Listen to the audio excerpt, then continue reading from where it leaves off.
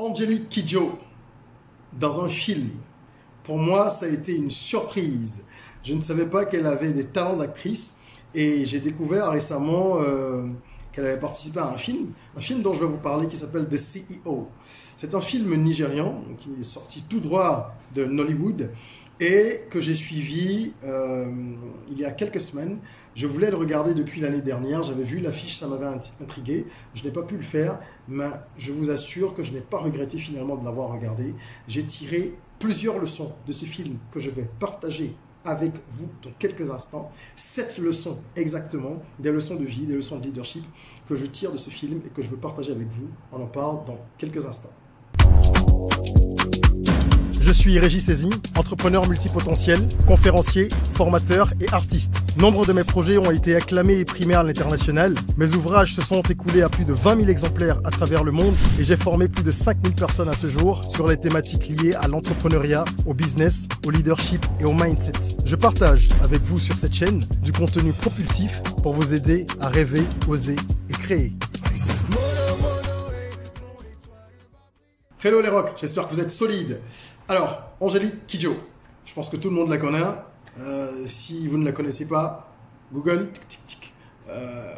En 2-3 minutes, vous aurez compris qu'il s'agit d'une des plus grandes divas de notre époque. Elle est d'origine béninoise, donc évidemment, je suis fier de parler d'elle. Mais si je parle d'Angélique Kidjo aujourd'hui, c'est pour sa participation au film de CEO, qui est un film nigérian. Et j'ai été vraiment époustouflé par sa performance à elle.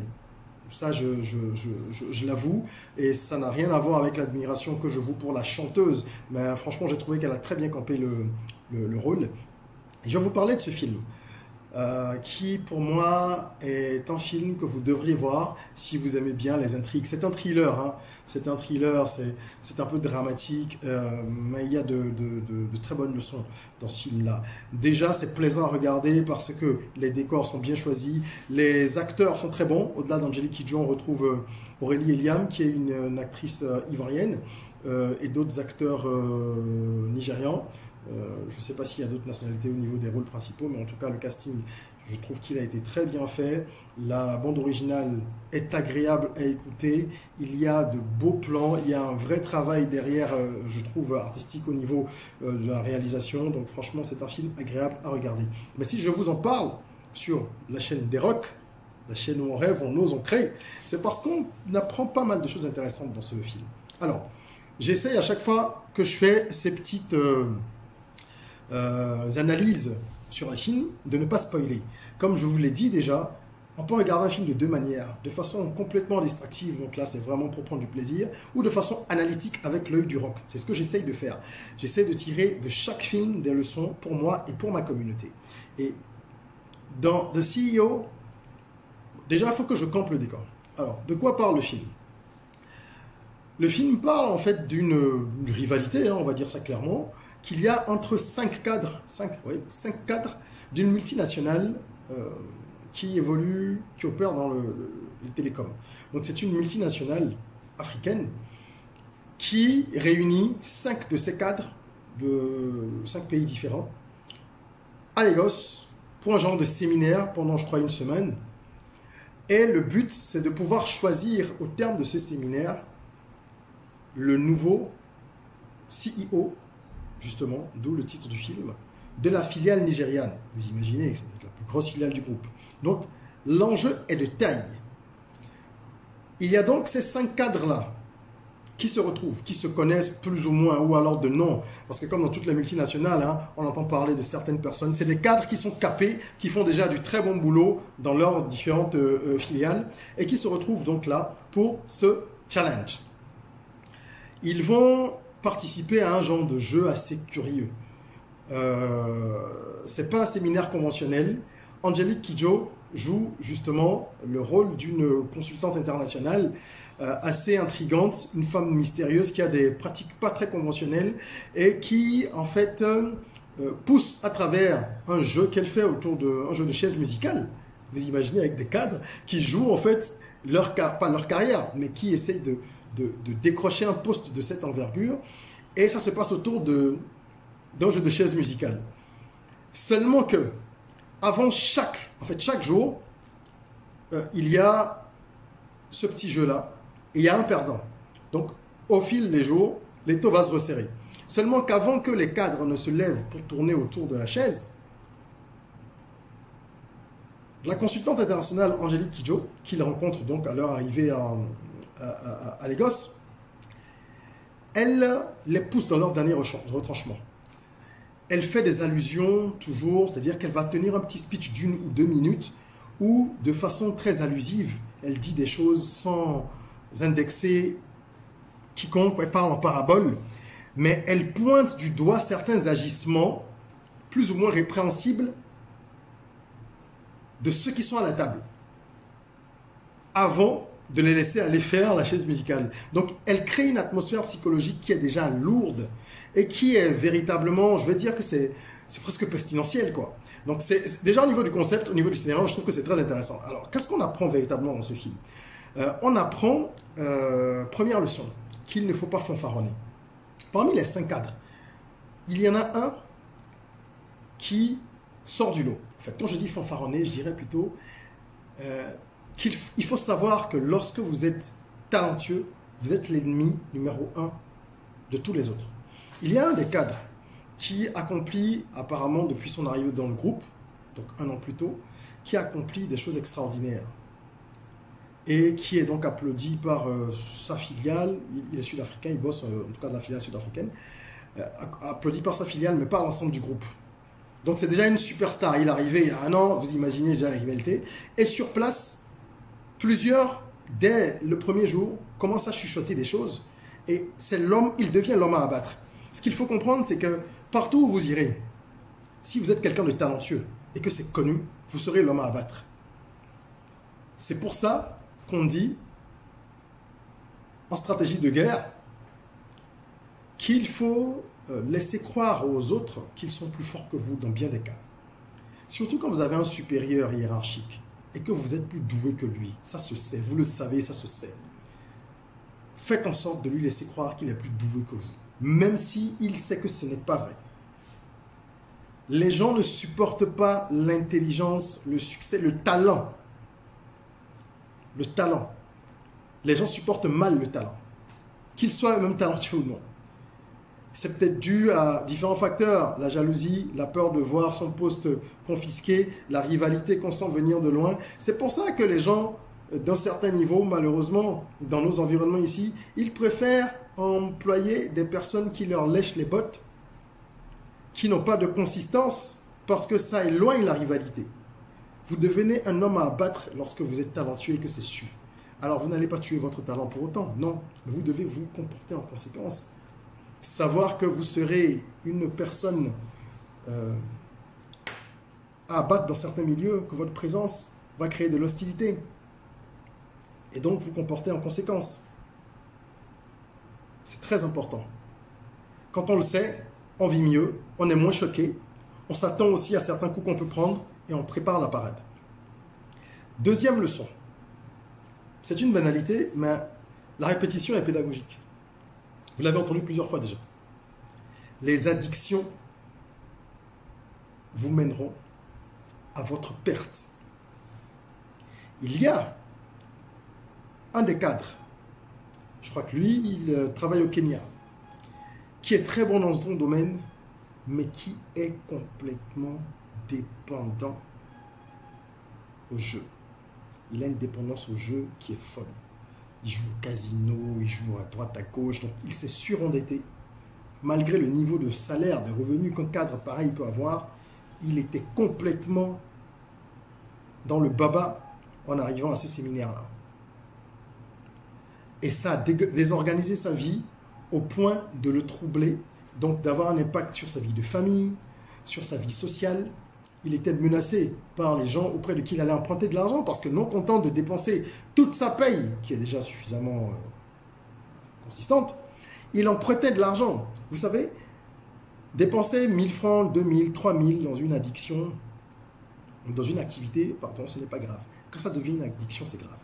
Parce que de 3000, vous passerez à 5000, de 5000, vous passerez à 10 000. Vous pensez que quelqu'un qui achète une bière, 2 bières tous les jours, ce n'est rien, n'est-ce pas? Parce que ça fait peut-être l'équivalent de 1000 francs CFA. Et bien, dès que ça devient une addiction, Multipliez ça sur 365 jours pour voir ce que ça donne au niveau de la somme. Sans parler des dégâts sur votre santé mentale. Et par conséquent, physique, parce que tout est psychosomatique. Les addictions vous ruineront. Elles vont ruiner vos finances, elles vont ruiner votre poche.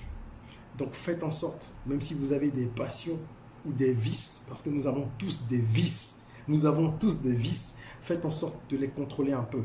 Comme je dis dans l'album Soy un rock, et d'ailleurs dans le single Ton pire ennemi, qui est le premier single qui est sorti il y a quelques semaines,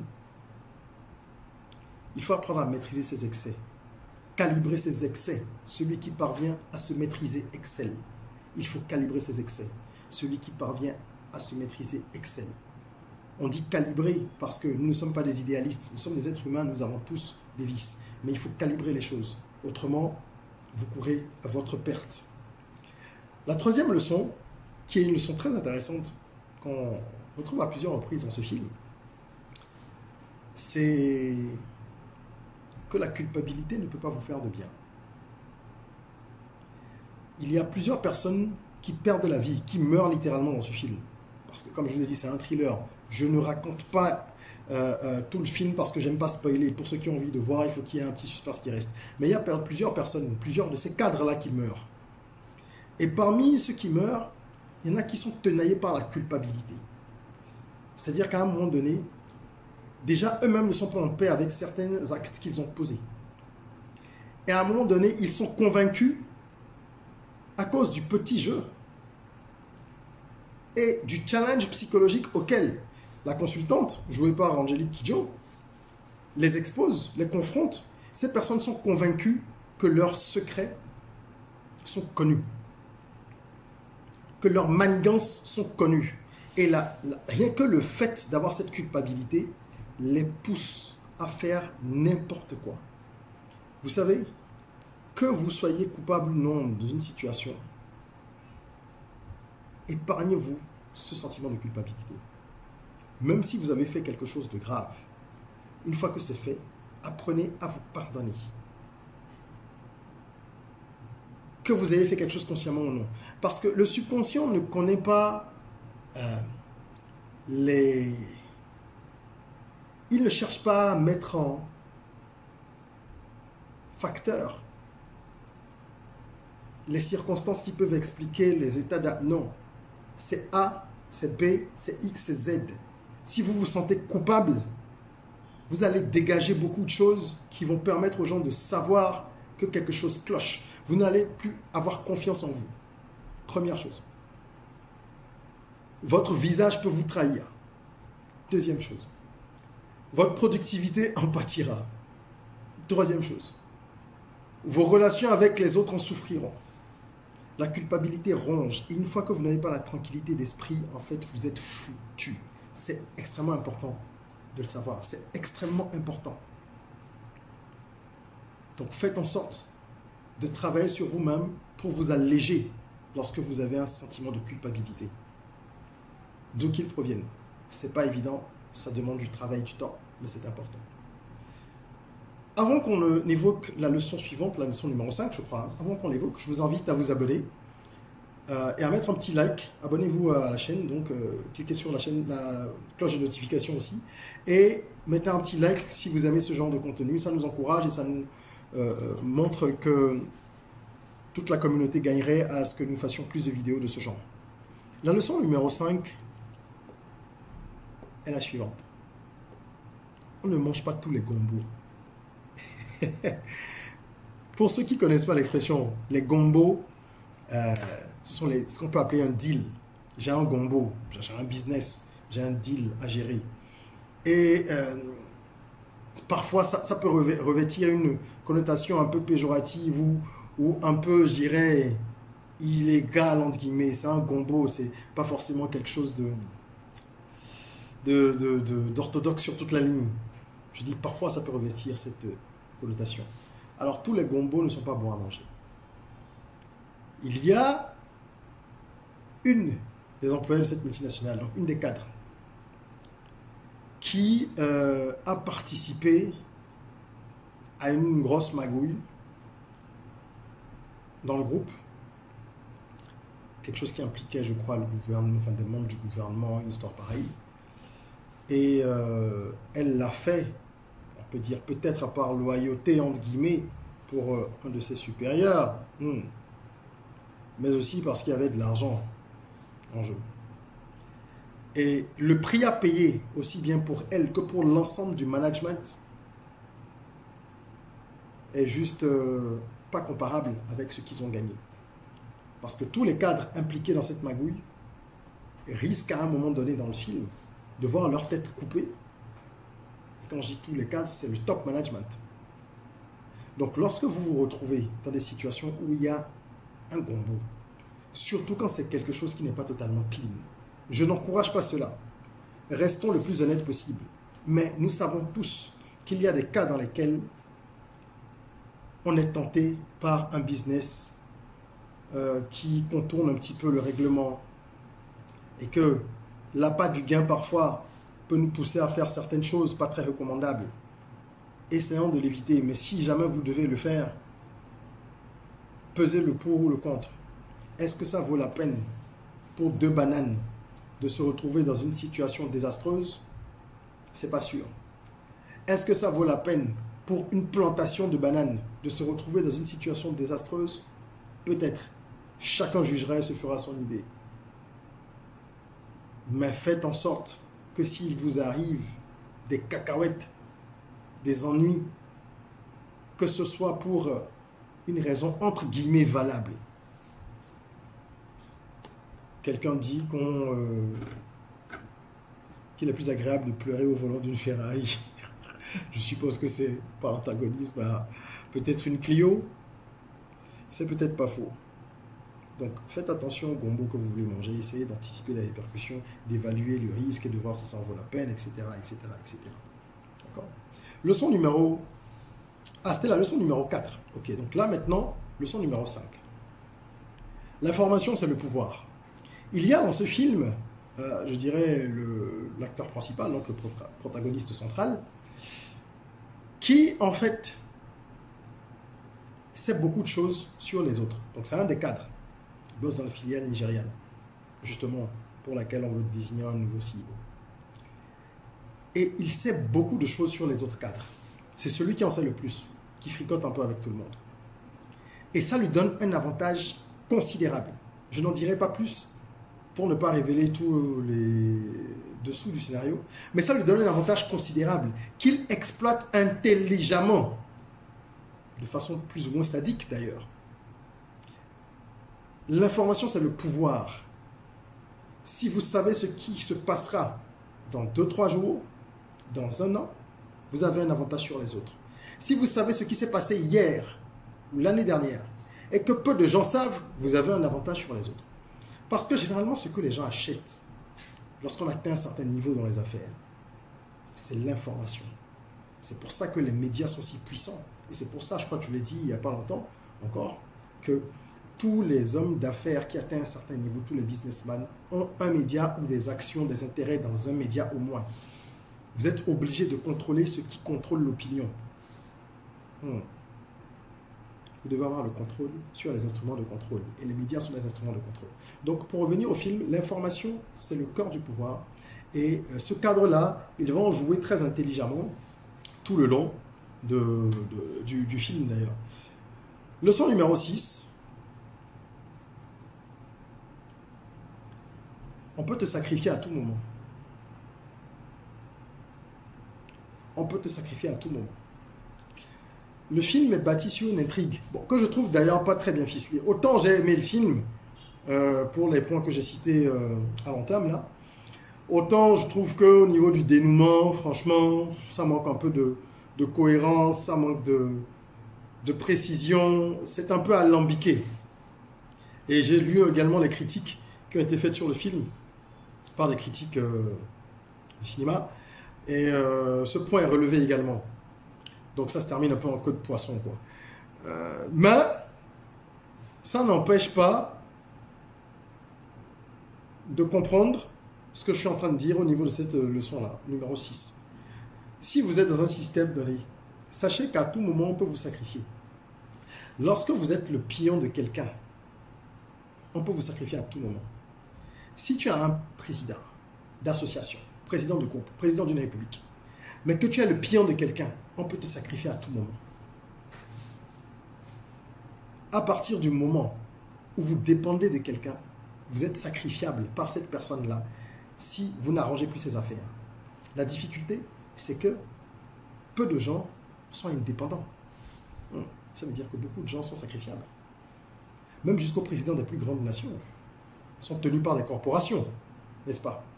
Donc, on peut à tout moment les sacrifier. N'oubliez jamais cela. Vous pouvez être sacrifié à tout moment. Faites alors en sorte d'avoir également un moyen de pression sur les autres ou, dans l'idéal, ne dépendez de personne. Ça, c'est l'idéal. C'est assez rare. Mais si vous pouvez être indépendant, avoir une profession ou une activité qui vous permette de garder de l'indépendance, alors vous êtes tranquille. Dans une certaine mesure en tout cas. Parce que votre valeur, lorsque vous dépendez des autres, ne dépend que de l'intérêt des autres et de leur bon vouloir. Et ça peut changer du jour au lendemain. La dernière leçon qu'il faut retenir de ce film, la leçon numéro 7, c'est qu'il faut se méfier des gens trop sympathiques. J'entends par gens trop sympathiques ce que j'appelle les gens tièdes. Dans une vidéo que j'ai faite il y a plusieurs mois, je parlais des gens tièdes. Ce sont ces personnes, j'en parlais en détail en fait, ce sont ces personnes qui sont amies un peu avec tout le monde. Elles ne prennent jamais parti. Elles s'entendent plus ou moins avec tout le monde. Ce sont des personnes dangereuses. Les personnes vraies sont généralement des personnes clivantes. C'est des personnes qui ne font jamais l'unanimité, évidemment. Qu'on aime ou qu'on déteste, qu'on sent ou qu'on ne sent pas. Les personnes les plus fausses sont celles qui sont plus ou moins amies avec tout le monde, que tout le monde aime bien. Attention, je ne parle pas, quand je dis être sympathique, les gens les plus sympathiques, je ne parle pas de leur caractère véritable. Je parle des gens qui se fabriquent un caractère, justement pour être comme ça. Parce que vous pouvez avoir bonne presse sans être une personne fausse, on est d'accord. Vous pouvez également être quelqu'un qui a de l'entre-gens, qui est plein d'allant, qui a de l'entre-gens, qui sait entretenir des relations, etc. Qui applique les principaux exemples d'un livre de Dale Carnegie, Comment se faire des amis, c'était ça le titre, non, je ne sais plus exactement. Mais bref, il y a des techniques, il y a des auteurs qui écrivent des bouquins qui vous aident à développer un capital sympathie important, et ça fait partie du jeu quand on est en affaires. Mais les personnes qui sont sa coquine un peu avec tout le monde, ah, il faut les fuir comme la peste, parce qu'elles ne vous défendront pas quand vous aurez des problèmes. Elles seront tièdes, elles seront au milieu, comme un curseur.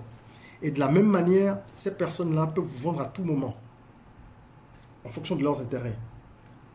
Aussi, elles peuvent vous vendre à tout moment. Dans ce film, le protagoniste principal, c'est celui qui s'entend plus ou moins avec tout le monde.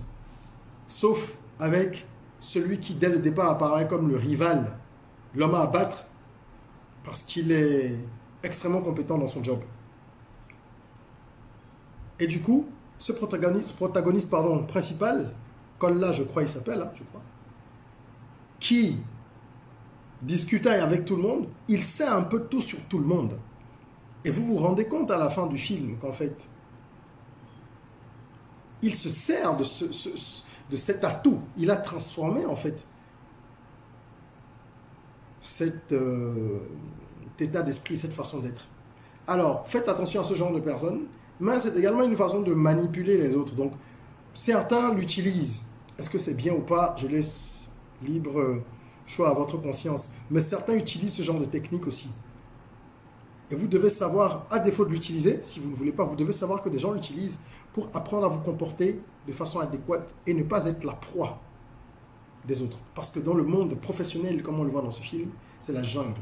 Et même dans la vie en général, c'est la jungle. Finalement, ce film, qui se déroule autour d'une chaise musicale, si je peux les résumer ainsi, résume bien la vie aussi. C'est à qui perdra le dernier, c'est à qui tiendra le plus longtemps, c'est à qui réalisera de belles choses. C'est à qui ne tombera pas dans les filets de ses adversaires. Parce qu'au final, ces cadres sont tous opposés les uns aux autres dans cette compétition pour le poste de CEO. Et la vie est une compétition. Donc nous devons apprendre à la mener en gardant en tout cas le système de valeurs qu'on s'est imposé à soi-même et en sachant comment les autres jouent pour déjouer un certain nombre de pièges. Voilà ce que je voulais partager avec vous. Mon analyse rock du film de CEO, qui est un film de Hollywood. Et je recommande à tous ceux qui aiment les intrigues, les thrillers de le suivre. Encore une fois, à la fin, un petit peu chelou, comme on dit. Elle est un petit peu bizarre, je trouve. Mais le film reste intéressant à regarder et il nous apprend pas mal de choses. Donc voilà. Je vous invite à vous abonner à cette chaîne si ce n'est pas encore fait. À activer également la cloche de notification. Mettez-nous un petit like, ça nous encourage à continuer à produire du contenu intéressant pour vous. Et puis, je vais laisser justement un lien pour ceux qui veulent acquérir le projet Soyons Rock, qui est un projet qui vous permet de transformer votre mindset, de transformer votre état d'esprit grâce à la musique, mais également, puisqu'il y a des chansons de développement personnel, il y a un album, mais également grâce à un e-book qui reprend un certain nombre de clés de leadership qui vous permettent de vous améliorer au quotidien. Donc voilà un petit peu. Merci d'avoir suivi cette vidéo. En attendant qu'on se retrouve pour un nouveau sujet, n'oubliez pas, rêvons, osons, créons, soyons rock.